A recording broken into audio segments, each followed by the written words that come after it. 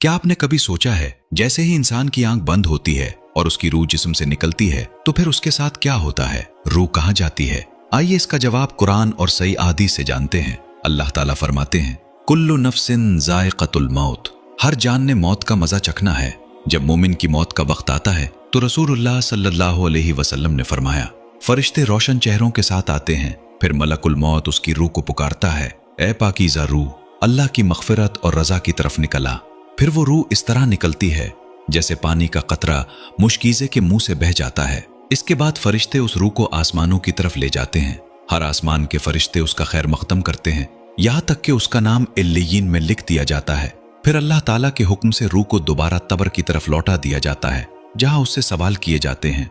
लेकिन अगर इंसान कुफ्र या नाफरमानी पर मरे तो रसूलुल्लाह सल्लल्लाहु अलैहि वसल्लम ने फरमाया, उसकी रूह सख्ती से निकाली जाती है, आसमान के दरवाजे उसके लिए नहीं खोले जाते और उसका नाम सिज्जीन में लिख दिया जाता है। फिर उसकी रूह को जमीन की तरफ फेंक दिया जाता है। इसी हकीकत की तरफ कुरान मजीद इशारा करता है, इन्नल्लज़ीना कज़्ज़बू बिआयातिना वस्तकबरू अन्हा ला तुफ़त्तहु लहुम अबवाबुस समा। जिन लोगों ने हमारी आयात को झुटलाया और तकब्बुर किया, उनके लिए आसमान के दरवाजे नहीं खोले जाएंगे।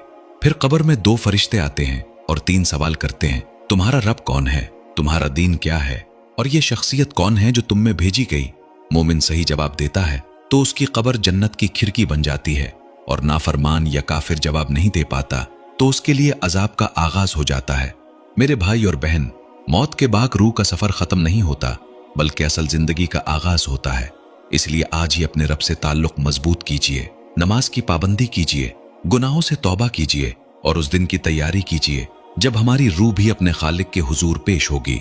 अल्लाह ताला हमें ईमान पर मौत अता फरमाए, कब्र को जन्नत के बागों में से एक बाग बना दे और हमारी रूह को इल्लियीन में जगह अता फरमाए। आमीन या रब्बुल आलमीन।